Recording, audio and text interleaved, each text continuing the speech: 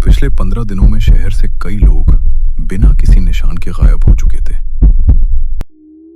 Police के पास कोई सुराग नहीं था। लोगों का कहना था कि रात में किसी बच्चे जैसी आवाज सुनाई देती है, गुटर गुटर गुटर गुटर, और उसके बाद इंसान हमेशा के लिए लापता हो जाता है। इसी रहस्य की सच्चाई जानने के लिए मशहूर पत्रकार और बचपन की दोस्त टीना और ज्योति पटना पहुंची थी। दोनों का अपना यूट्यूब चैनल था जहां वे अनसुलझे रहस्यों की पड़ताल करती थी। ज्योति, जितनी फाइलें मैंने देखी हैं, उनमें कोई कॉमन सुराग नहीं है। लेकिन हर केस में रात, सन्नाटा और बच्चे की आवाज जरूर है। मुझे लगता है कि मामला सामान्य नहीं है। दोनों सबसे पहले उस गली में पहुंची जहां आखिरी बार एक रिक्शा चालक गायब हुआ था। वहां एक बूढ़ा चाय वाला मिला। बिटिया, रात होने से पहले यहाँ से चली जाना। गुटूरवा किसी को नहीं छोड़ता। गुटूरवा कौन है? 12 साल का एक भूत जिसकी मौत बहुत दर्दनाक हुई थी। उसके बाद से जो भी उसकी आवाज सुनता है वापस नहीं लौटता। इतना कहकर बूढ़ा दुकान बंद करके भाग गया। टीना और ज्योति ने एक दूसरे की ओर देखा। दोनों को लगा कि यही उनकी सबसे बड़ी स्टोरी हो सकती है।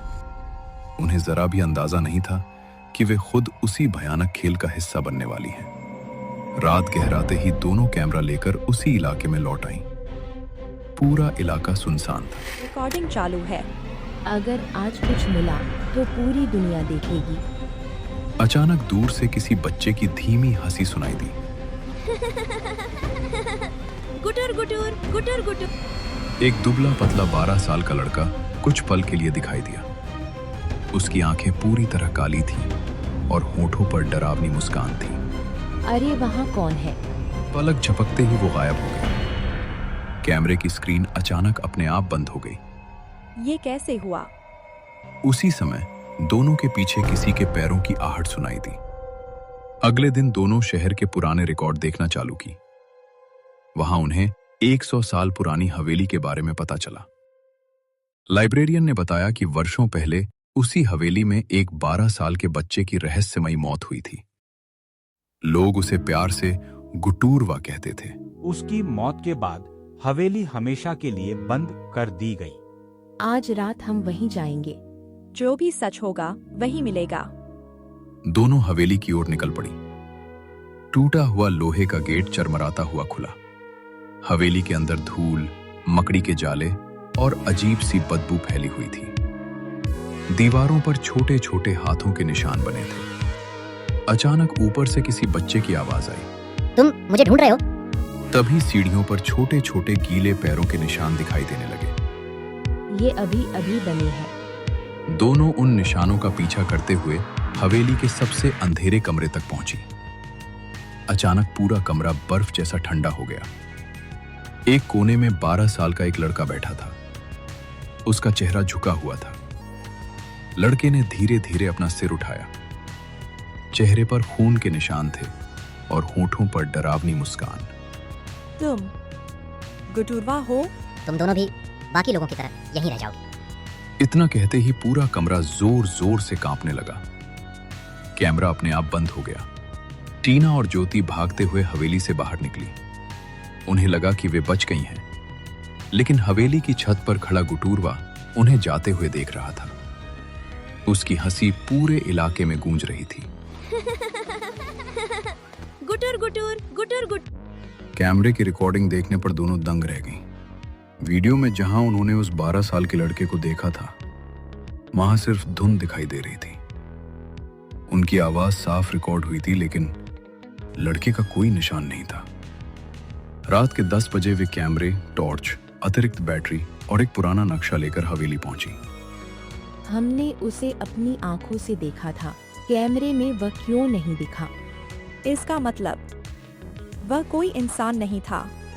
दोनों ने तय किया कि आज रात वे फिर उसी हवेली में जाएंगे, लेकिन इस बार पूरी तैयारी के साथ। दोनों एक पल के लिए घबरा गईं। यह हवा नहीं थी। किसी ने दरवाजा बंद किया है। लगता है कोई हमें रास्ता दिखा रहा है। दोनों सावधानी से नीचे उतरी। तहखाने की दीवारों पर बच्चों के हाथों के खून जैसे लाल निशान बने थे। एक कोने में पुराने खिलौने पड़े थे, लकड़ी की गाड़ी, टूटी गुड़िया और एक लाल गेंद। तभी गेंद अपने आप लुढ़क कर टीना के पैरों के पास आकर रुक गई। या अपने आप कैसे चली? गुटुर गुटुर गुटुर गुटुर। अंधेरे में वही 12 साल का लड़का खड़ा था। इस बार उसका चेहरा साफ दिखाई दे रहा था। उसकी आंखें भी थीं और गालों पर सूखे खून के निशान थे। तुम फिर आ गईं? तुम कौन हो? लोगों को क्यों मार रहे हो? मैं नहीं मारता, मैं उन्हें अपने साथ ले जाता हूँ, जैसे मुझे ले जाया गया था। अगली रात टीना और ज्योति हवेली के पीछे बने पुराने कुएं तक पहुंची। पूरा इलाका घने पेड़ों से घिरा था। चांद बादलों के पीछे छिपा हुआ था और चारों ओर सिर्फ झींगुरों की आवाज सुनाई दे रही थी। कुएं के चारों ओर टूटे हुए पत्थरों पर अजीब निशान बने थे। ये किसी पूजा या तांत्रिक अनुष्ठान के निशान लग रहे हैं। अचानक कुएं के अंदर से किसी बच्चे के रोने की आवाज आने लगी। मुझे बाहर निकालो। हे भगवान! तभी कुएं के पीछे से एक बूढ़ी औरत की आवाज आई। भाग जाओ, अभी भी समय है। दोनों ने पीछे मुड़कर देखा। वो औरत गांव की सबसे बुजुर्ग महिला थी। आप गुटुरवा को जानती हैं? बूढ़ी औरत की आंखों में आंसू भर आए। वह पहले बहुत मासूम बच्चा था, लेकिन कुछ लालची लोगों ने उसे जिंदा कुएं में फेंक दिया था। उसकी आत्मा आज भी न्याय ढूंढ रही है। वे लोग कौन थे? बूढ़ी औरत कुछ बोलने ही वाली थी कि अचानक तेज ठंडी हवा चली। एक काली परछाई पीछे से आई और बूढ़ी औरत को हवा में उठा लिया। भागो, गुटुरवा तुम्हें नहीं छोड़ेगा। अगले ही पल उसका शरीर जमीन पर गिरा। उसकी सांसें बंद हो चुकी थी। अब सच जानने की कीमत तुम दोनों को अपनी जान देकर चुकानी होगी। दोनों ने एक दूसरे की ओर देखा और पूरी ताकत से वहां से भागने लगी। बूढ़ी औरत की मौत के बाद टीना और ज्योति पूरी रात सो नहीं सकी। अगली सुबह वे पटना के पुराने नगर सोन नगर पहुंची, जहां कई दशकों पुराने दस्तावेज सुरक्षित रखे हुए थे। घंटों तक धूल भरी फाइलें खंगालने के बाद उन्हें एक पीला पड़ चुका अखबार मिला। उसकी हेडलाइन पढ़कर दोनों के होश उड़ गए। 12 वर्षीय बालक रहस्यमय तरीके से लापता। अखबार में बच्चे की तस्वीर थी। वही चेहरा, वही मासूम आंखें, वही लड़का जिसे वे हवेली और कुएं पर देख चुकी थी। यही गुटुरवा है। फाइलों से पता चला कि उसका असली नाम गौरव था। गांव के लोग उसे प्यार से गुटुरवा कहते थे। वो अनाथ था और हवेली के मालिक के यहाँ छोटे मोटे काम करता था। एक रात हवेली के मालिक और उसके साथियों ने खजाने की तलाश में तांत्रिक अनुष्ठान किया। उनका विश्वास था कि किसी मासूम बच्चे की बलि देने से छिपा हुआ धन मिल जाएगा। गौरव को धोखे से हवेली के पीछे बने पुराने कुएं तक ले जाया गया। उसने बहुत कोशिश की अपनी जान बचाने की, लेकिन किसी ने उसकी एक न सुनी। उसे जिंदा कुएं में धक्का दे दिया गया। कई दिनों तक वो अंधेरे में मदद के लिए चिल्लाता रहा। फिर वहीं उसकी दर्दनाक मौत हो गई। दोनों ने तुरंत फाइलें समेटी और हवेली लौटने का फैसला किया। उन्हें महसूस हो चुका था कि गुटुरवा केवल भूत नहीं, बल्कि अधूरे न्याय की आग में जलती एक भयानक आत्मा था। उस रात टीना और ज्योति फिर हवेली पहुंची। इस बार उनके पास पुराने दस्तावेज और कैमरा दोनों थे। हवेली पहले से भी ज्यादा डरावनी लग रही थी। ऊपर की मंजिल से बच्चों के दौड़ने की आवाज आने लगी। कोई हमें ऊपर बुला रहा है। दोनों सीढ़ियां चढ़कर एक पुराने कमरे में पहुंची। कमरे के बीचों बीच एक टूटा हुआ आईना रखा था। फिर आईने में वही दृश्य उभरा।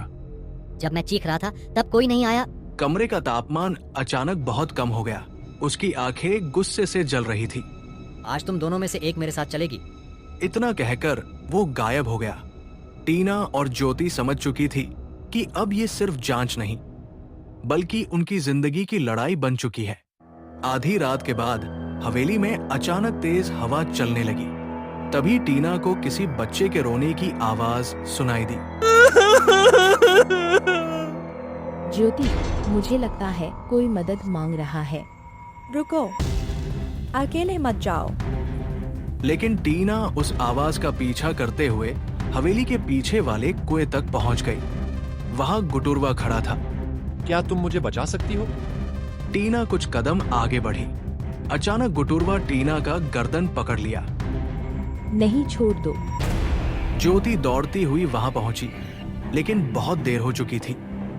गुटुरवा ने टीना को हवा में उठा लिया। अगले ही पल गुटुरवा टीना को कुएं के अंदर धक्का दिया।